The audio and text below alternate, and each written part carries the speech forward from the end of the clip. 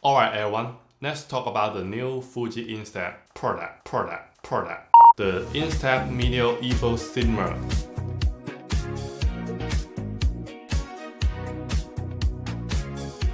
After living with it for a few days, it is a fascinating piece for gear that brings a lot of old school back to the digital age. It is a professional tool or just a high-priced toy? Let's break it down into the results and produce how it actually feels to use. So, let's dive in.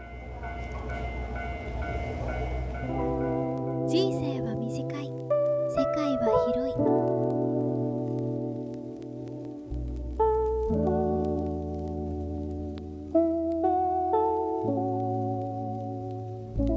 怖がらせないで自分の足で歩き出そう。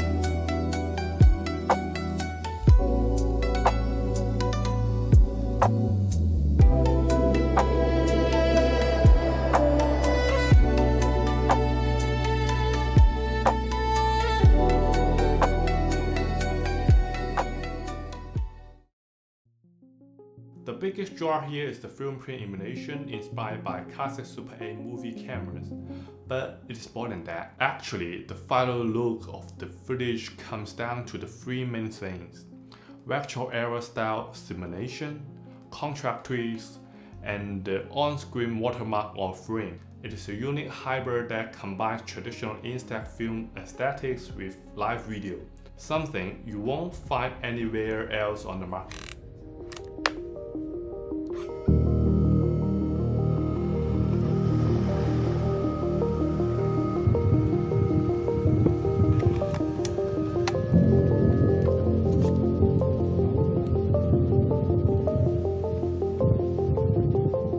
As I mentioned before, you have a massive variety of shooting combination at your fingertips. You can mix and match different film styles, adjust contrast levels, and toggle the flash mode to get those perfect retro look. Fujifilm has leveraged its deep history in film to create an experience that feels genuinely fresh and addictive for everyone who loves that analog or vintage aesthetics.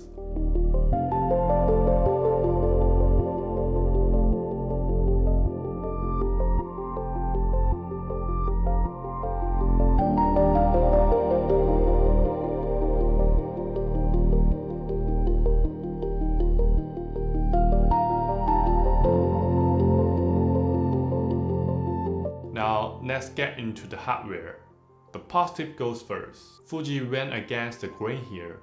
Instead of a modern touchscreen, they gave us a screen with the zero-touch functionality and leaned entirely into physical tactile button. From the recording button to the style selector on the side, the mechanical feedback is incredibly satisfying and intuitive. They even include a school mount, which is a huge plus for the filmmakers looking to add this to their rigs. And the 50-second recording feature, which is your maximum length of your one video is only lasts for 50 seconds.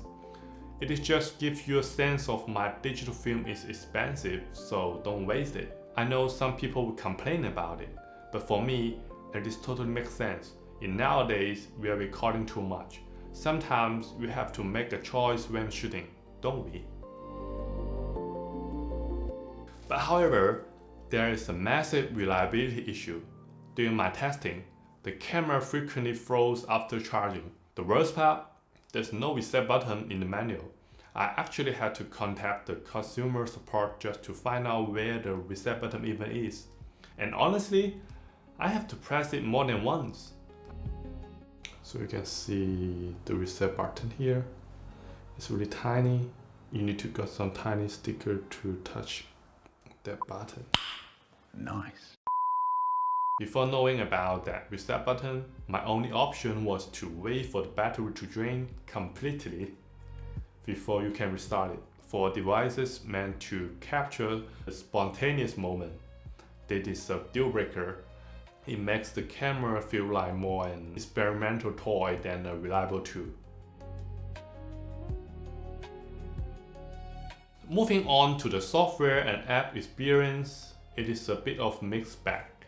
The UI consistency is actually quite high, and the camera supports remote monitoring and shooting through your phone, which is a fun, great feature.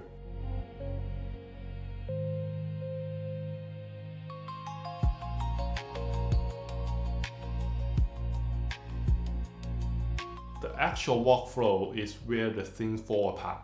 The video sync is not notoriously unstable.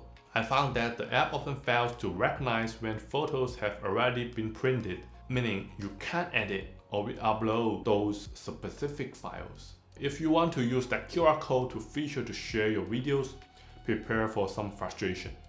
Cloud uploads are slow and frequently hang, and the app often misses the files during the transfer process, forcing you to manually verify every single clip. Sometimes it's really frustrating when using.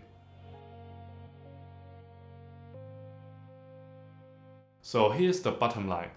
If this camera is priced around $150, it's a great stylish toy with some bugs you can forgive. But if it is like a $400 price point, I cannot recommend it. Between the charging freeze and those software sync issues, first generation product feels like a half-baked prototype. It has got the soul of a classic camera, but it needs a lot more work under the hood before it is worth the premium price. What do you think? Is the style worth struggle? Let me know in the comments, and I'll see you next review.